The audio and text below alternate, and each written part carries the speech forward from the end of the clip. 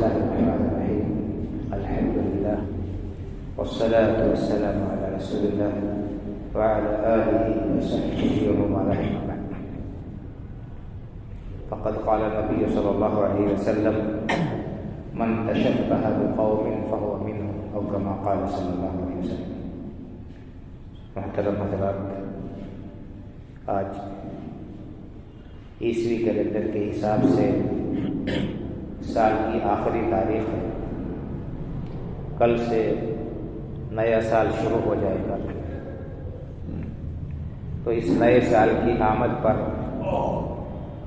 غیر لوگ اور ان کی دیکھی دیکھا بہت سارے اپنے آپ کو مسلمان کہنے والے بھی نئے سال کا جشن مناتے ہیں، اور اس جشن میں نئے سال کی آمد کی خوشی پر ہر قسم کے آداب و اخلاق کو بالائے طاق رکھ کر اور کھلا شریعت کی نافرمانی کی جاتی ہے.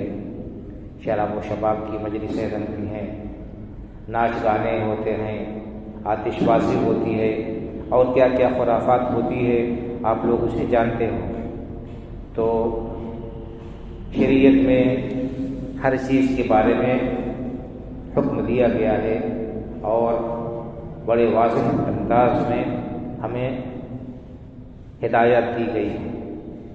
اولا تو یہ کہ نئے سال کی آمد پر اس قسم کے جشن منانے کی کوئی گنجائش، کوئی دلیل کتاب و سنت میں نہیں ہے. دوسری بات یہ ہے کہ انسان کو اللہ تعالیٰ نے جو زندگی دی ہے، ہر شخص کو معلوم ہے کہ اس کی زندگی سے ایک ایک لمحہ جو گزر رہا ہے اسے موت کے قریب کر رہا ہے، اور اس کی جو دنیا میں زندگی ہے اس کو کم کر رہا ہے. تو انسان موت کے قریب ہو رہا ہے. موت ہماری زندگی کا ایک قیمتی سال گزر گیا. ہم نے اس میں کیا کھویا، کیا پایا، اس کا احتساب کرنے کی ضرورت ہے. اور اگر اس میں ہمیں فائدہ ہوا، ہم نے اس سال میں کمائی کی، چاہے دنیاوی اعتبار سے یا اخروی اعتبار سے. اصل تو کمائی مسلمان کی اخروی زندگی کی کمائی ہے. تو اس پر انسان کو اگر ترقی ہوئی ہے تو خوش ہونے کا مقام ہے، اور اگر گھاٹا ہوا ہے تو اس میں خوش ہونے کی کوئی گنجائش ہی نہیں ہے، بلکہ انسان کو افسوس کرنا چاہیے. حضرت عمر رضی اللہ تعالیٰ عنہ کا قول ہے، کہتے ہیں کہ حاسبوا انفسکم قبل ان تحاسبوا وزنوا اعمالکم قبل ان توزنوا. لوگوں، اللہ کے ہاں حساب دینے سے پہلے، حساب کی گھڑی آنے سے پہلے دنیا میں اپنا حساب کر لو، اپنے آپ کو تول لو، اپنے اعمال کا وزن کر لو، کہ کل جب اللہ رب العالمین کے ہاں ترازو لگے گی اعمال کو تولنے کے لیے تو تمہارا نیکیوں کا پلڑا بھاری ہوگا کہ برائیوں کا پلڑا بھاری ہوگا. تو یہ محاسبے کا دن ہے، احتساب کا دن ہے کہ ہم نے سال بھر میں کیا کچھ کمایا اور کیا کچھ گنوایا، کیا کھویا کیا پایا. نہ یہ کہ ہم جو ہے ضائع کر کے اپنی عمر کا ایک بے قیمتی سال پھر خوشی منائیں اور آبے سے باہر ہو جائیں، اللہ کی نافرمانی کا کام کریں. نیا سال کا ہم اس طرح سے استقبال کریں اللہ کی نافرمانی سے، یہ کوئی اچھی بات قطعا نہیں ہے. اور ایک مسلمان کے لیے تو خاص طور سے یہ چیز بالکل لائق و زیبا نہیں ہے. ایک مسلمان کے لیے کسی بھی طرح سے یہ چیز شایع نشان نہیں ہے. میں نے آپ کے سامنے جو حدیث پڑھی ہے اس میں اللہ کے رسول صلی اللہ علیہ وسلم نے فرمایا کہ من تشبہ بقوم فہو منہم. جو کسی قوم کی مشابہت اختیار کرے اس کا حشر انہی میں سے ہوگا، انہی کے ساتھ ہوگا.